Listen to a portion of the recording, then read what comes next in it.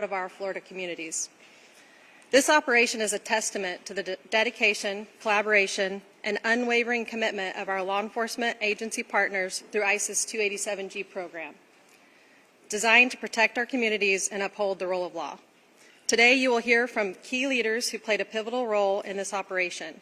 Join me in welcoming Deputy Director, U.S. Immigration and Customs Enforcement, Madison Sheehan, Executive Director, State Board of Immigration Enforcement, Anthony Coker, representing the Governor, the Commissioner for the Florida Department of Law Enforcement, Mark Glass, Director for the Florida Department of Law Enforcement, Melissa Bujeda.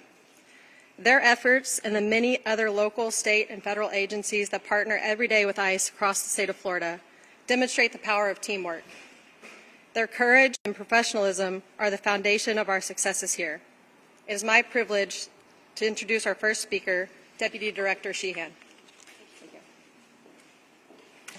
Good morning, everyone. Thank you again for being here. We're getting pretty used to doing these press conferences in Florida because Florida really is the model for the rest of the country for us to be able to conduct 287G enforcement. Throughout the state of Florida, we have over 335 agreements to be able to do 287G through our task force model, which gives some of these local officers immigration authority to be able to go out and effectuate change in their communities and truly put the American people first.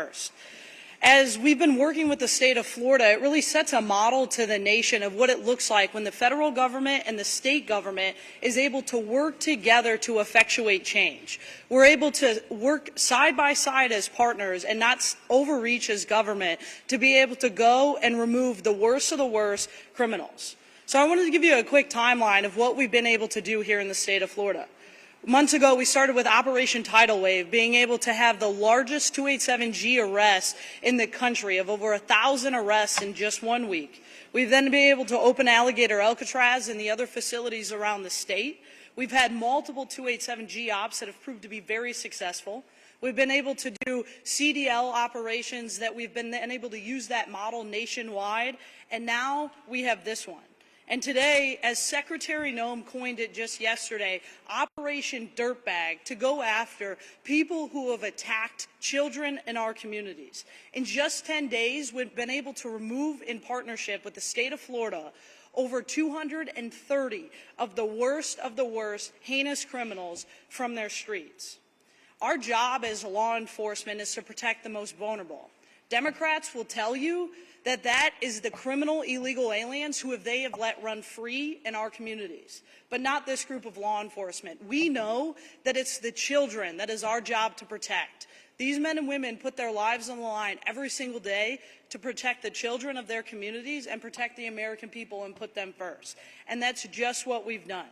These heinous criminals have gone and attacked children at their most vulnerable state, and law enforcement has stepped up to the plate to remove them from the communities. Over the last 10 days, we have removed 54 sexual predators, 164 offenders of sexual crimes, 2 convicted murderers, 1 convicted of drug trafficking, and 8 other heinous felonies. The men and women of Florida law enforcement, thanks to Governor Desantis' leadership, we've been able to set the tone for the nation of removing the worst of the worst. We've been able to partner in a way that we're able to model for the rest of the country, and I could not be more grateful for the opportunity that we have to stand together as law enforcement to be able to protect the American people. President Trump has made it his mission and allowed the men and women of ICE to go after alien criminals who came across the border due to open border policies. President Trump and Secretary Noem have made it a priority to let the men and women of ICE go out and do their job, to make historic partnerships just like here in the state of Florida and nationwide. And together, we have been able to remove, again, over 230 heinous criminals from their communities. Anybody who hurts a child in this country should not be allowed to run free. Somebody who has a lot of young people in their family, I know firsthand it is our job to protect them. When you have President Trump, who's a father and a grandfather, Secretary Noem, who's a grandmother and a mother, knows firsthand what it's like to be able to protect their young people in their communities. And that's what we're able to do every single day. So again, I want to thank Governor DeSantis. I want to thank the state of Florida for this historic partnership that we're able to have with 287G and how successful Operation Dirtbag has been. Thank you.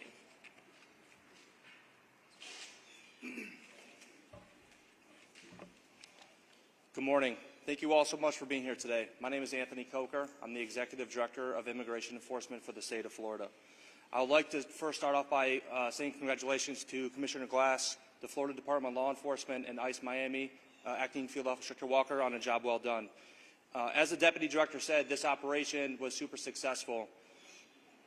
I would like to talk about the 287G program briefly. Governor DeSantis took swift and decisive actions when President Trump was inaugurated to ensure that Florida set the bar on what 287G enforcement and cooperation with the federal government look like. Because of the steadfast leadership from Governor DeSantis, the bar has been set for the nation, and we will, on behalf of the state of Florida, continue to collaborate and work with our DHS partners. From day one, Governor DeSantis understood the all-hands-on-deck approach in this 287G program would be instrumental in the success of the program. I proudly stand here today on behalf of the state of Florida and say that every state agency in the state of Florida have active 287G certified credentials and have made a 287G task force arrest. This all-hands-on-deck approach could not be possible without the guidance from our great sheriffs and police chiefs and state agency heads. In closing, I would like again to thank and congratulate Commissioner Glass, the Florida Department of Law Enforcement, and ICE Miami on a job well done. Deputy Director Sheehan, we in the state of Florida, on behalf of Governor DeSantis, proudly stand shoulder to shoulder with the brave men and women of ICE as they continue to arrest and deport criminal illegal aliens out of our great state. Thank you. Thank you, Executive Director. My name is Mark Glass. I'm the Commissioner of the Florida Department of Law Enforcement. And on behalf of Governor DeSantis, who cannot be here, he was on slight mechanical difficulty on takeoff, but everything's fine. He was not able to be here today, but he was en route. So on behalf of him, I just want to say thank you for coming here to listen to Operation Criminal Return, or Operation Dirtbag, as the Deputy Director said. We do appreciate all the support Immigration Customs Enforcement has done for the state of Florida. And as Executive Director Coker discussed about how Governor DeSantis, we're all 287G qualified within our state. And I will say to Executive Director, he handed me my 287G card along with Executive Director Kerner, his 287G card. And so we are fully active all the way from the top to the bottom, 287G compliant. This operational criminal return is another fine example of what exactly the President Trump said. Let's get the worst of the worst out of our country. Governor DeSantis and our cabinet leaned into it, and we said we're going to do it even before the President was able to take office. Our state has leaned forward on immigration and trying to get these type of folks out of your community. These are some of the worst child molesters, rapists, murderers, convicted criminals that have been in and out of your community for a long time. And we're not going to stand for it anymore. Thanks to Deputy Director and the Immigration Customs Enforcement, we're allowed to go after these folks and get them out of your communities.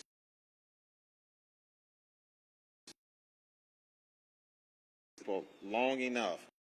The investigators and the law enforcement officers you see here today are fine examples of those who came together along with the other federal, state, and local partners to put together a plan to go after these folks that have been in your neighborhood. No more will they be in your neighborhood conducting havoc on some of these folks here. Now, I just wanted to let you take a look at your boards over here, some of the worst of the worst.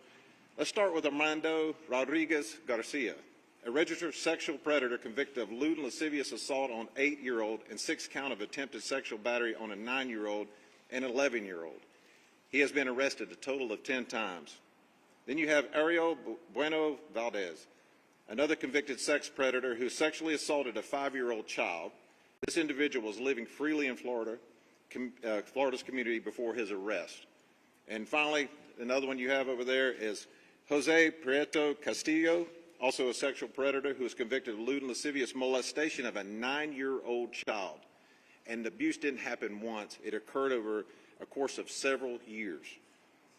And since coming to the United States, he's been arrested 19 times and has a criminal history to include homicide, assault on law enforcement officer, robbery, and kidnapping. Now, these are just a few of what we picked up. These are the pure evil that is running around in our country, and we got to expel that from our country.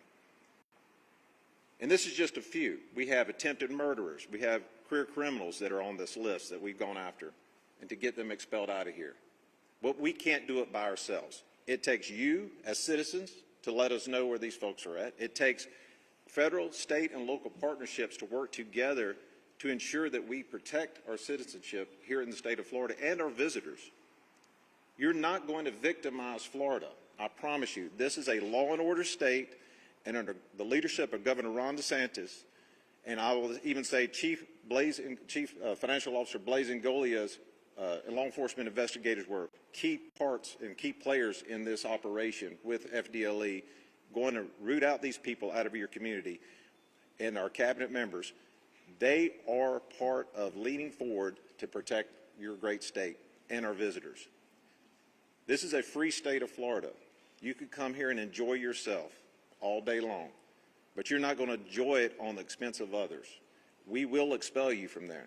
And if you are going to victimize our children and our people, and you felt that you're in control, the only thing, if you're a sexual offender, sexual predator, or career offender, and you are from a different country or you're here on illegal status, I suggest the only thing you can control is volunteer yourself to come to this ICE station right here in Miramar, volunteer deport, and one of my agents will walk you to the airport and get you out of here.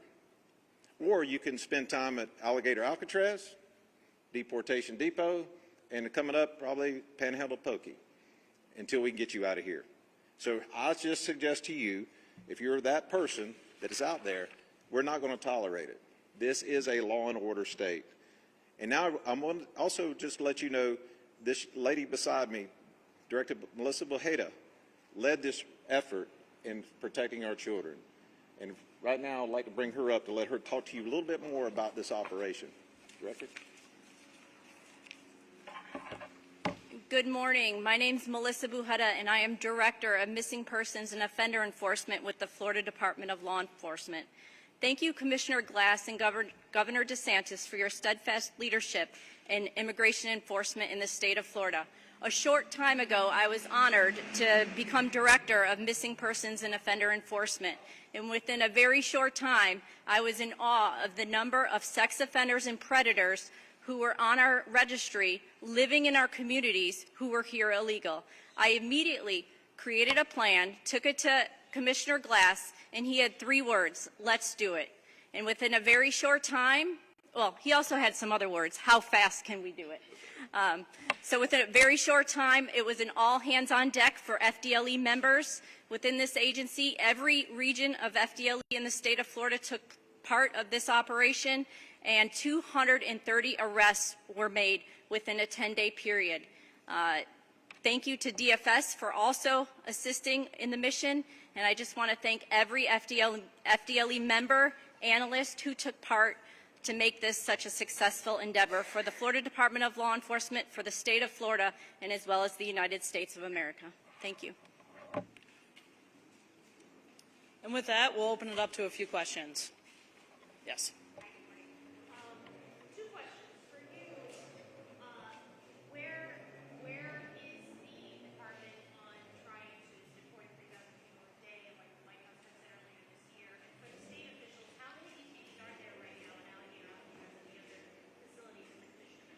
Look, the men and women of ICE are going after the worst of the worst. We're going after criminally illegal aliens. We're going after anybody who's been in this country illegally, that was let into this country over open border policies. The men and women of ICE are spending all of their time protecting the American people and putting the American people first, which wasn't done in previous administrations. We stand by President Trump and Secretary Noem and our ability to do that, and we'll continue to fight for the American people every single day.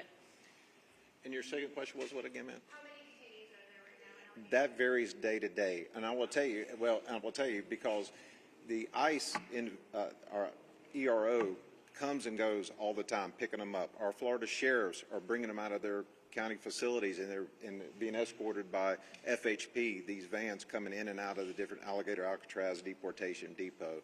It will go from 3,000, it could be more than that, it could be less than that, but every day adjusts. And I would recommend you go to one of our websites, which is the Executive Director Coker has, that we have on there with how many people we've detained, and I think that would answer your question on a daily basis.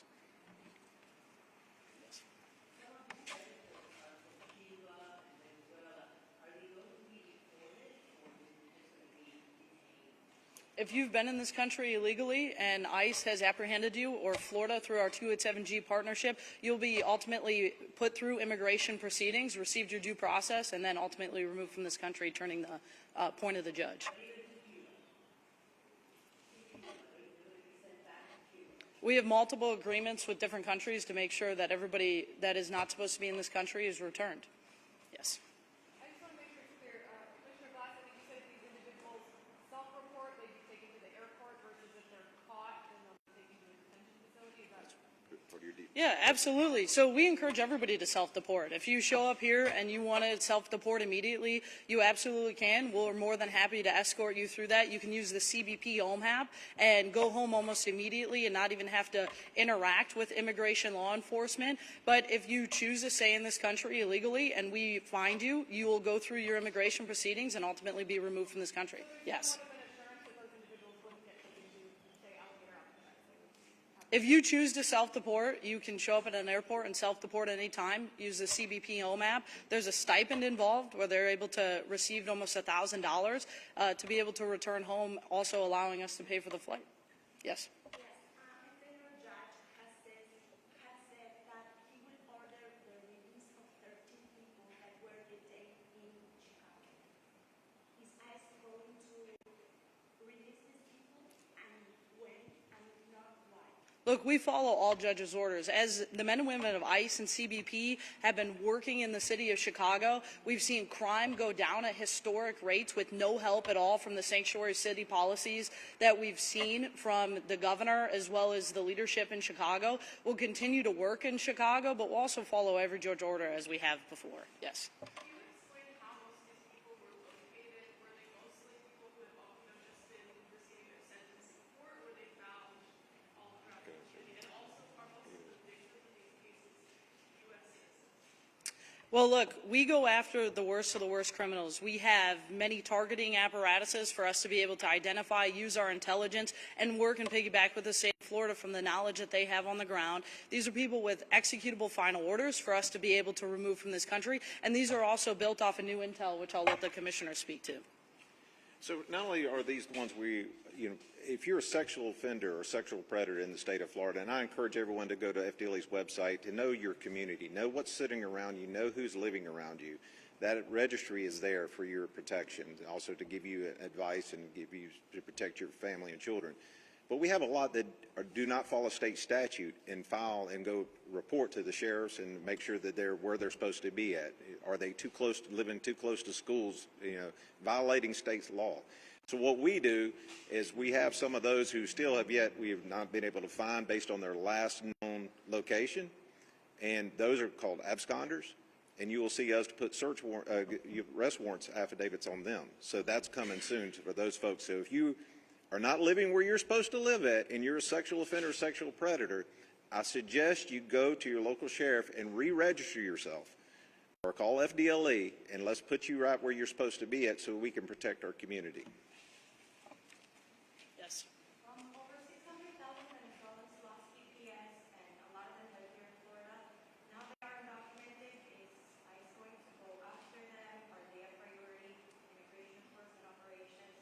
How is that going to deal with the people that lost PPS? Look, anybody who's in this country illegally, we will continue to go after and target anybody who is in our targeting system, whether you have a final order or we come across you in our 287G efforts. But our job is to keep the community safe. The men and women of ICE, as well as Florida, go after using immigration law as it's written. We work within the laws that we are given, the laws that Congress gave us to work within, and that's what we're doing every single day. If we come across somebody that's illegal, we'll put them through immigration proceedings and ultimately be removed from this country.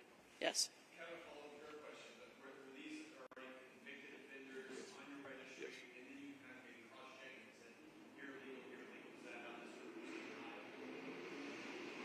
Yes, and I can let the commissioner get into the details, but absolutely. So yeah, so the court systems here in the state of Florida, if you're convicted of a sex crime, sex offender, sex predator, you're required by statute to enroll on the registry to that way that protects the community. They're also required to make sure your address is updated so the community knows where you're at, so you do not, subjugate someone else to the same heinous crime that you've committed on that victim. So that is one thing. So based on ICE records, and there's other stuff behind it, based on ICE records on who's on final deportation status, who's already had their due process, and they're still sitting here, it's easier for us to go grab that person who's not supposed to be here at all, and they've been told to leave, and they're supposed to be sending them out, just to go find them, and then get a lot of them. Yes, sir.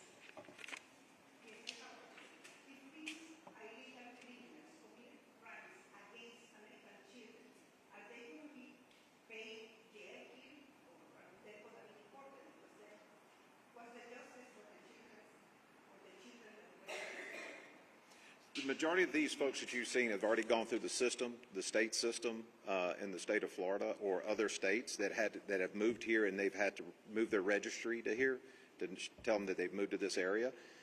So they've either committed these heinous crimes in other states, or majority of them were conducted here in the state of Florida. So they have already gone through legal proceedings. ICE has already put the deportation proceedings. They've gone through those due processes. So these folks have already been through so many processes, due process.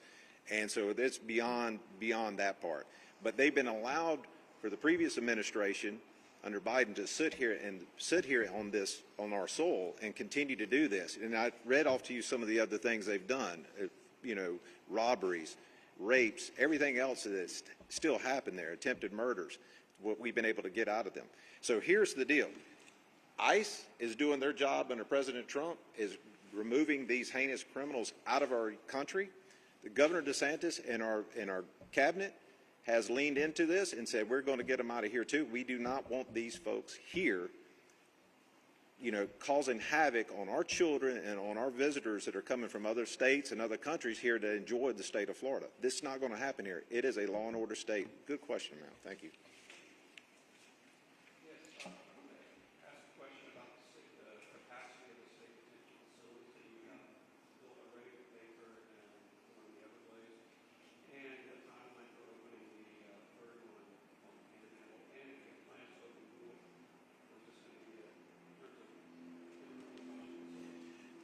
Well, we work hand in hand with our federal partners on the detention facilities. You saw with Alligator Alcatraz, Deportation Depot, utilizing the state assets and facilities here.